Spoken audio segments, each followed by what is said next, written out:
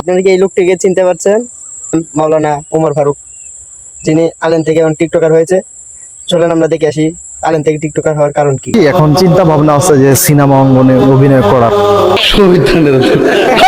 তো ওমর ফারুকের বয়স থেকে শুনতে পারলেন তিনি কি হতে চাই। তিনি একজন সিনেমার অভিনেত্রী হতে চাই। দেখেন কেমন শয়তান গাড়ি পড়লে এরকমটা হতে চাই।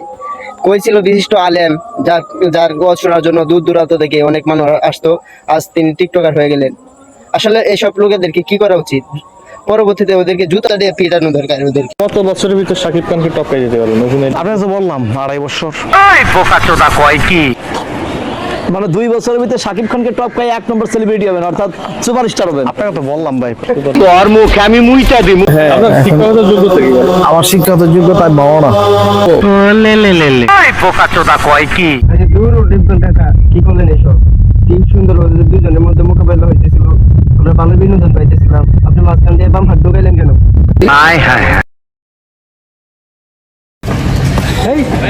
ওয়াও, অস্থির ভাই, কি দিলেন? এটা হলো জায়েদ খানের ছোট ভাইয়ের ডিগবাজি। যাবি আমার লগে পাট খেতে? এটা কি আদব না বেয়াদব? এটা অবশ্যই বেদক, কিন্তু তাহিরি আপনি চাতেন কে? এটা তো আপনাকে বলা হয় নাই, এটা বন্ড উমর ফারুককে বলা হয়েছে।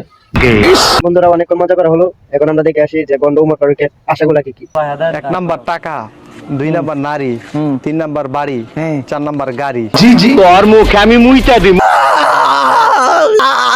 আমার জীবনটা শেষ।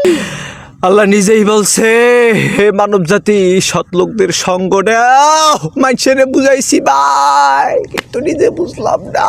বন্ধুরা দেখেন কি একটা অভিনয় করতেছে, কান্না করতেছে ঠিকই, কিন্তু চোখেতে কোনো পানি নাই। এই বিষয়ে আমাদের এক বিশিষ্ট বর্তমান প্রেক্ষাপটে বিশিষ্ট আলেম কি বলেছে এই বন্ধুদের বিরুদ্ধে, চলেন শুনে আসি। ঠিক 2 মাস পরে এসে আবার জুব্বা টুপি লাগায় আমার ভুল হয়েছিল, আমার ক্ষমা করিয়ে দেন। আবার 20 দিন 25 দিন পরে ভাইরাল হয়ে গেল, আবার হাজির ভাব ধরবে, জুতা দিয়া পিটাইয়া এই সমস্ত লম্পটগুলোকে সাইজ করে ফেলা উচিত। তো ডিজল কাকু, আমি এই বন্ডটার উদ্দেশ্যে কি বলতে চাইছি আপনার ভাষায় একটু বুঝাই দেন তো। হিসাব বোঝো না, তো নিজে বুঝলাম না। শুধু খা।